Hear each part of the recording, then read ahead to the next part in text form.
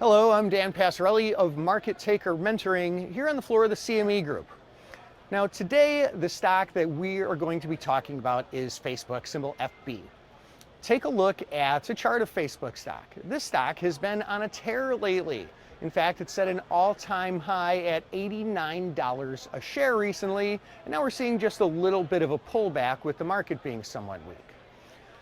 Now, I think that this trend can continue for a couple reasons. One is there's some great fundamental news out in Facebook. Facebook's instant articles have the media industry all abuzz. Everybody's talking about it. It looks like this is going to be a really great thing for Facebook stock. That's why we've seen some of this rally. That's why I think we're going to continue to see some of this rally. Now, I look at Facebook's implied volatility, the option price level effectively. The options are actually pretty expensive right now in Facebook.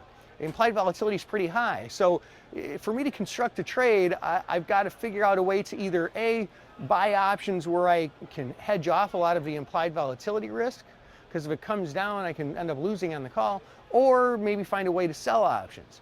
Now, after looking at several different types of strategies, this is a really strong way to play Facebook. I can pick up some extra appreciation in Facebook stock should it continue higher, and I can do it very, very conservatively while spreading off implied volatility risk. Here's the trade. Buying the July 87-89 call spread in Facebook. Now, if Facebook ends up going back and trying those all-time highs again at about the $89 a share level, well, guess what? My trade works out fantastic. In fact, even if it busts out above the $89 a share all-time high, if it goes above there, that's fine too. Obviously, because it's a call debit spread, I have limited upside potential, so if the stock goes to 100 or something, I leave some money on the table, but the trade's still a winner. Now, what's really, really nice about this trade is two things. One, because it's a spread, I'm buying the one option, the one call that if the stock goes up, I make money on, and I'm selling the other call to offset some of the price of that call that I'm buying. Because I'm doing it this way, I'm putting out less capital.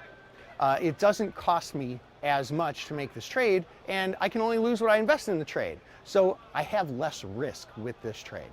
Also, implied volatility is really high right now. If implied volatility in Facebook should fall, well, guess what? If implied volatility falls, it's going to hurt me just a little bit, because it's a spread, because I'm getting positive implied volatility with the one option, but negative implied volatility with the other option. So they offset each other, therefore hedging off a whole lot of that implied volatility risk. This is Dan Passarelli of Market Taker Mentoring here on the floor of the CME Group.